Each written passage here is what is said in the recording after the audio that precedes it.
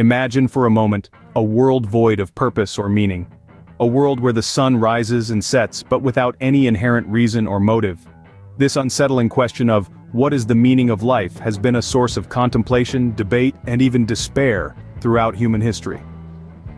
It's a philosophical question that has been asked time and time again, often leading us down the rabbit hole of existentialism, where we grapple with the idea that life may not have an inherent meaning. Consider the concept that life's meaning is not an objective truth waiting to be discovered, but rather a subjective construct, unique to each individual. It's like looking at a painting. While one person may see chaos, another might see beauty. This is the nature of interpretation, and it's no different when it comes to deciphering the meaning of our existence.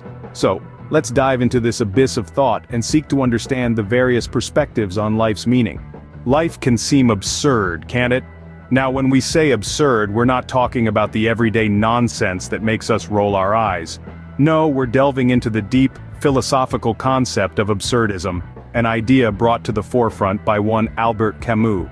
Camus, a French philosopher and author, was a leading figure in the absurdism movement. He proposed that life is inherently meaningless, devoid of any grand purpose or divine plan. From the moment we're born to the moment we die, the universe remains indifferent to our existence. We're just fleeting specks on the canvas of infinity. The absurdity, Camus argued, arises from our human tendency to seek meaning in life. We're hardwired to find patterns, to make sense of chaos, to ascribe significance to the insignificant.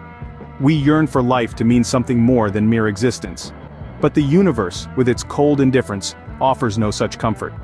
This pursuit of meaning, according to Camus, is a futile exercise. It's like trying to find a hidden treasure in an endless desert, or like trying to decipher a book written in a language that doesn't exist. You can search all you want, but you'll never find what you're looking for because it simply isn't there. But here's the twist. Camus didn't see this revelation as a cause for despair. Instead, he saw it as a source of liberation. Without a predetermined purpose, we're free to create our own meaning, to decide for ourselves what makes life worth living. In the grand cosmic scheme of things, our lives may be insignificant, but within the confines of our own existence, we have the power to make our lives mean something. We can find joy in the mundane, beauty in the ordinary, and purpose in the seemingly pointless. This is the essence of absurdism. It's not about denying the absurdity of existence, but embracing it, and finding our own path in the face of the universe's indifference. So to answer the question, what is the meaning of life? For Camus, life's meaning is whatever you make of it. If life is meaningless, then surely nothing matters, right? This is a question that might be raised from a nihilistic perspective. Nihilism, a philosophical standpoint that suggests life has no inherent purpose, value, or meaning, is often misunderstood as a dark or depressing worldview. But let's dive a little deeper to unravel the nuances of this perspective. The term nihilism comes from the Latin word nihil, which means nothing. Nihilism proposes that since life lacks any objective meaning, morality, or truth, nothing truly matters. It's like looking at a vast, endless ocean and realizing that each wave, despite its effort, ultimately returns to the sea, leaving no lasting impact. However, this idea shouldn't be confused with pessimism. Nihilism isn't about wallowing in despair or surrendering to the void. Instead, it's about acknowledging this lack of inherent meaning and choosing how to respond to it. This brings us to the difference between nihilism and absurdism. While both philosophies agree that life lacks inherent meaning, absurdism takes a step further. It suggests that the search for meaning itself is absurd because it's impossible to find something that doesn't exist.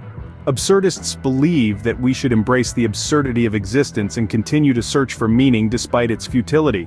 On the other hand, nihilists argue that we should accept the lack of meaning and stop looking for it. But here's an interesting twist. Nihilism isn't necessarily a bleak perspective.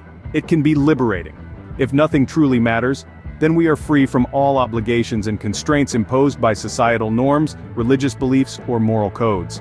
We are free to create our own purpose, our own meaning, and our own rules. In the end, nihilism is not about surrendering to despair, but about liberation and self-determination. It's about the courage to face the void, and the freedom to fill it with our own creations.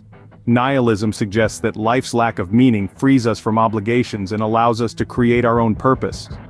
It's a bold perspective indeed, but one that offers an intriguing way to navigate the vast ocean of existence.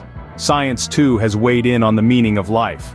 From biology to astrophysics, science has sought to unravel the mysteries of existence. offering its own perspective on the purpose we serve in the grand scheme of things. Let's consider the theory of evolution by natural selection, proposed by Charles Darwin in the mid-19th century. This theory suggests that life, in its most basic form, is about survival and reproduction. Each species, including humans, is driven by an innate desire to pass on its genes to the next generation. This biological imperative to reproduce and ensure the survival of our species is a fundamental aspect of life and, some might argue, its meaning. But it's not just about survival. Evolution also introduces the concept of adaptation, the ability of species to change over time to better suit their environment. This constant striving for improvement, for betterment, is another aspect of life's purpose. We are inherently designed to adapt, to grow, and to overcome challenges. So in a way, life's meaning could also be about growth and resilience in the face of adversity. Then there's the broader perspective offered by fields like astrophysics. The study of the cosmos tells us that we are part of something much larger than ourselves. We are made of stardust, born from the remnants of ancient stars. We are, quite literally, children of the universe. This connection to the cosmos might suggest that part of life's meaning is to explore, to learn, and to understand our place in the universe. So, what does science tell us about the meaning of life? Well, it suggests that life's meaning could be about survival, reproduction, growth, understanding, and exploration. But remember, these are just theories, ideas to ponder and explore. The beauty of science is its ability to evolve and adapt, just like us. From a scientific perspective, life's meaning is rooted in our biological imperatives, and perhaps in our quest to understand the universe and our place in it. But what if we, as humans, have the power to create our own meaning? This is the essence of the humanistic perspective, a viewpoint that places significant emphasis on the capacity of humanity to create and shape their own existence. Rather than looking outward for a predefined purpose, humanism encourages us to look inward, to our own experiences, desires, and relationships. In this worldview, life's meaning isn't an elusive cosmic secret waiting to be unearthed, or a predetermined path that we must follow. Instead, it is a deeply personal journey that each of us embarks on, crafting our own narrative through our actions, our relationships, and our growth. Humanism suggests that we, as individuals, are the architects of our own lives. We build our own purpose through the pursuit of personal growth, learning, and self-understanding. This growth isn't limited to just accumulating knowledge or achieving milestones. It encompasses a broader understanding of oneself, of our desires, our passions, our strengths and weaknesses, and our place in the world. But humanism doesn't stop at the individual level.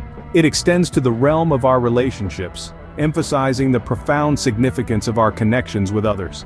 These relationships, whether they are friendships, familial bonds, or romantic partnerships, form a key part of our personal narrative, influencing our views, shaping our experiences, and contributing to our sense of purpose. Moreover, humanism also underscores the importance of altruism, of contributing to the well-being of others.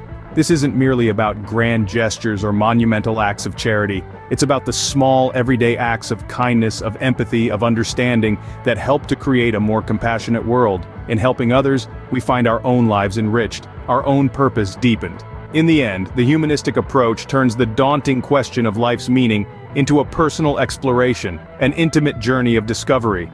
It suggests that life's meaning isn't something to be found, but something to be created, shaped by our own experiences, our own passions, and our own connections. Humanism suggests that life's meaning is a deeply personal and subjective experience. So we've explored various perspectives on life's meaning, or lack thereof. We delved into the unsettling question that haunts us all, pondering the absurdity of existence and how it challenges our conventional understanding of purpose. We considered the Nihilistic Perspective, which proposes that life inherently lacks meaning, and that any attempt to find it is futile.